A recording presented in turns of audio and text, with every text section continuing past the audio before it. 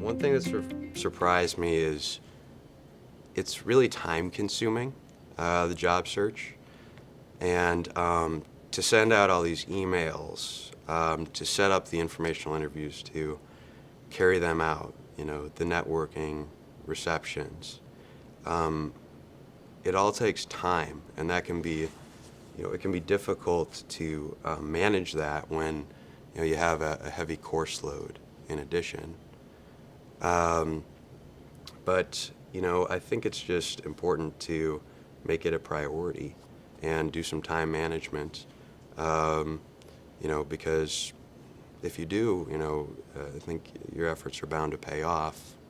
The other thing that surprised me is that, there is a lot of, at least I had a lot of rejection. And not everyone has that. Some people just get the job right away. But, I did a lot of interviewing and was rejected from a lot. And that's tough. It's tough to come out of an interview feeling good and then not make it to the second round. Or receive a notification that you didn't get an interview.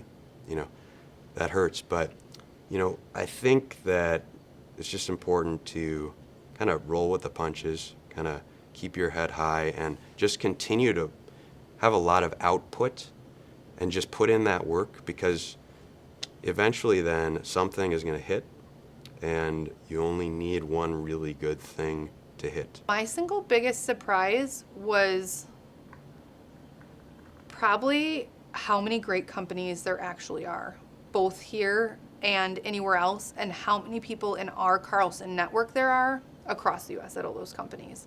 So when I came to school, I thought of 2 or 3 different companies potentially that I would be willing to work at, or that I thought would exist. And I thought maybe only one of them, which was General Mills, would have anybody from Carlson at it. And instead, through this process, I learned that our CFO at Gallo actually came from Carlson, and I didn't even realize it during the time that I worked there, that there are Carlson people at Under Armour, there are Carlson people at Facebook, there are Carlson people, right? There are Carlson people everywhere, and that the network here is so tight that simply just reaching out and saying that you're a current MBA student, people are more than willing to give you the time of day to listen, and then if they find the value in what you have to say, are more than willing to help you open more doors to get you in the conversation so that you have every opportunity to figure out if a company is right for you and if you're right for the company.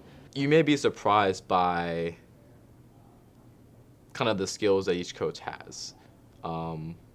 It's easy to think of them as just really being a resource for who to contact at what company or to kind of do mock interviews with, but they're really good at mock interviews. They're really good at not just helping you do your resumes and your cover letters, but even finding better ways to express yourself, finding better ways to talk about your experiences, using different language and talking about your experiences, helping you do case interviews.